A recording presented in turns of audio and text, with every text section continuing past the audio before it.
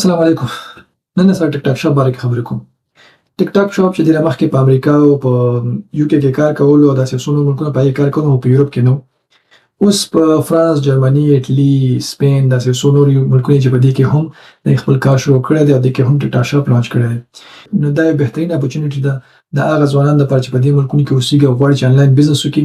نو ټیک ټاک شاپ ورته یو بهترینه موقع ده چې دې نه فایده واخلي. د ټیک ټاک شاپ باره کې دنیا ویډیوګانې په یوټیوب باندې موجود دي د لنډ. نو تاسو کولی شئ هلته زده کړه وکړئ او راشئ ټیک ټاک شاپ باندې کار شروع کړئ. هېڅ ضرورت نشته تاسو چا نه هېڅ ضرورت نشته چې تاسو ته پیسې ورکړئ، د هغې کورسونه واخلئ. ډېر ایزي دی، ډېر سمپل دی. لاړ شئ په یوټیوب کې دې ویډیوګانې وګورئ، دنیا ویډیوګانې دي او هملته نه زده کړه وکړئ او پرې کار پرې شروع کړئ. ټیک ټاک شاپ باندې تاسو مختلف بزنس کولی شئ، مثلا افیلیټ مارکیټینګ دی، ډراپ شیپینګ دی یا پرایویټ لیبل دی یا موږ سره وایډ لیبل دی. نو چې کوم قسمه بزنس تاسو خوښ هغه پرې تاسو کولی شئ. هغه خلک چې کم پیسې نه لري، انویسټمنټ نه لري، نو هغه د افیلیټ مارکیټینګ نه فایده اخیستی شي او په افیلیټ مارکیټینګ باندې کار کولی شي. افیلیټ مارکیټینګ کې ستاسو یوه روپۍ هم نه لګېږي او بس د بل چا پروډکټ راخلئ، د هغې اډورټایزمنټ کوئ، د هغې مشهورتیا کوئ په خپل ټیک ټاک باندې او خپل کمیشن پکې اخلئ.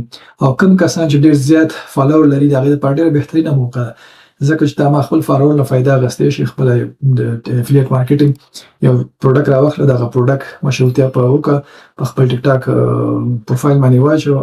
نو چې هغه څومره خلک اخلي هغه به تاسو ته هغه پروډکټ والا به تا ته کمیشن درکوي. نو هغه پروډکټ چې څومره خلک هم اخلي تا ته پکې خپل کمیشن میلاویږي.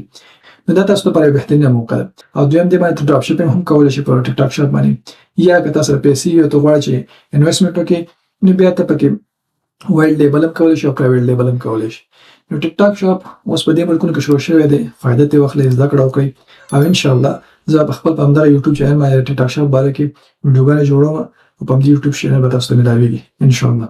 ښه وخت ولرئ. السلام علیکم ورحمة الله وبرکاته.